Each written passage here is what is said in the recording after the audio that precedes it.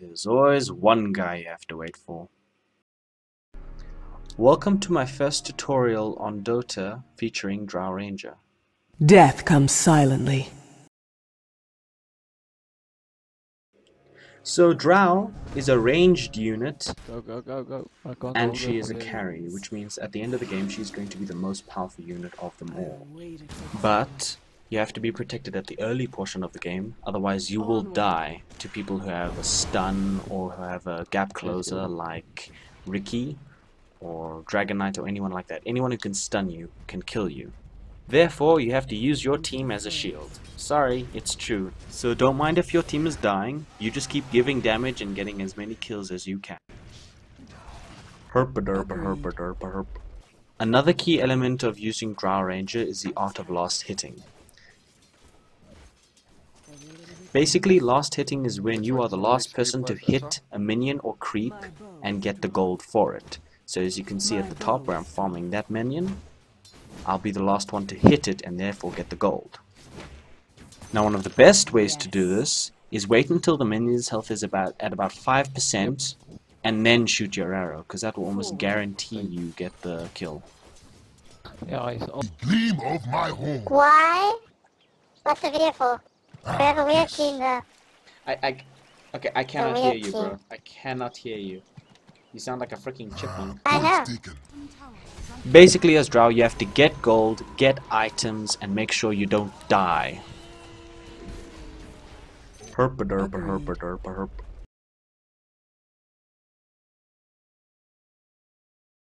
So your first ability is called Frost Arrows. It is a low mana skill that can slow a person from 15% to 60% and has no cooldown. No cooldown means however fast you fire your arrows normally is how fast you can fire this ability. The reason this is so powerful is you can slow everyone on the enemy team if you just shoot them once for a few seconds, and that can help your team gank them all. You have the added bonus of having strong finger muscles because it requires you to keep on pressing Q just to get this thing to proc. I'll demonstrate this now.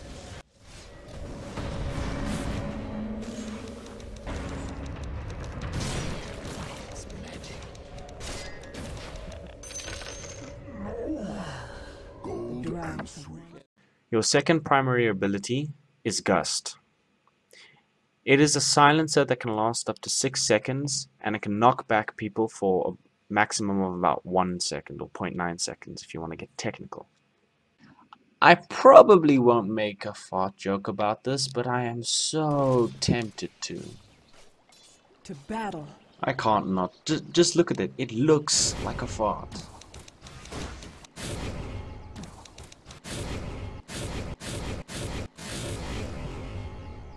So we're going to try spawning a trap for the enemy. I'm going to make my units invisible and my allies invisible. And then what we're going to do is try and kill them. Great setup.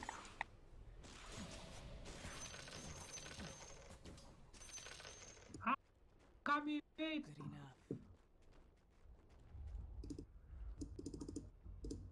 I'm gonna stand right in the tower. Here they come.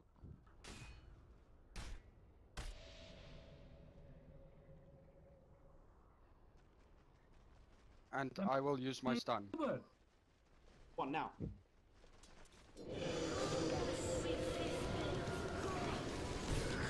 As you can see, it's best to use Drow Ranger with someone like Crystal Maiden or someone like Enigma, where they have an area of effect stun and slow.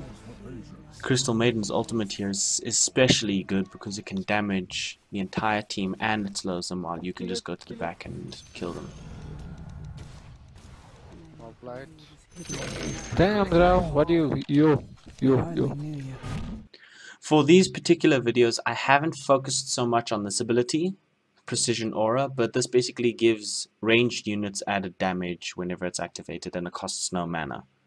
I'd upgrade this last, seeing as it's based on your agility, so the more agility you have, the more damage this will give everyone else. But of the four, I'd focus on this last, just saying.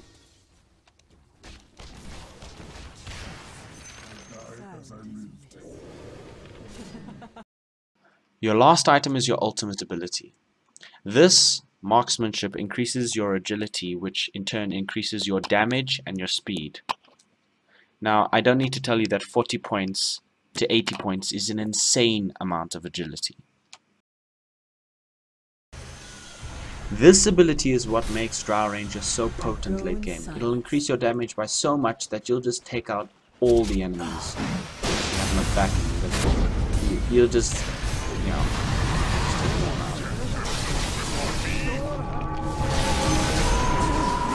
But be careful, because if your team dies, so will you.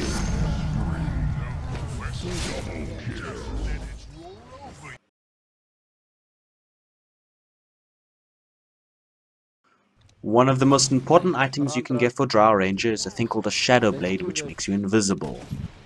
Now, this can be useful for avoiding ganks, or for surprising the enemy by popping out of nowhere and killing them using a baiting technique.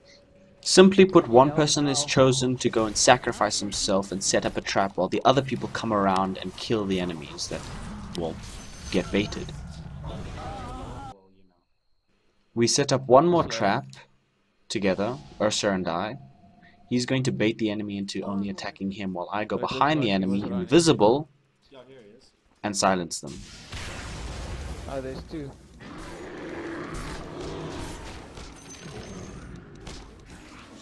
Well played.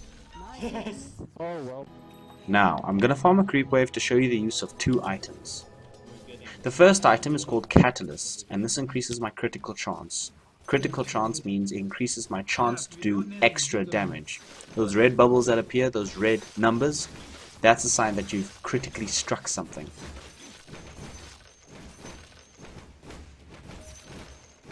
Now the other thing I have is a Morbid Mask, which will give me lifesteal. Basically, whenever I damage a unit, I'll get a percentage of health back for how much damage I give. So, the more damage you give, the more health back you will get. This is where your items and your spells can be used to kill enemies.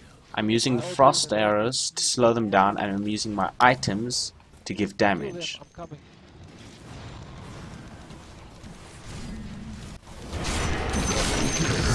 Yes! Oh, just do it before I come. Well, I helped you then, eh? Nice. Don't worry, I Okay, now we will get the other. Okay, Who's next? Who's next? Who's next?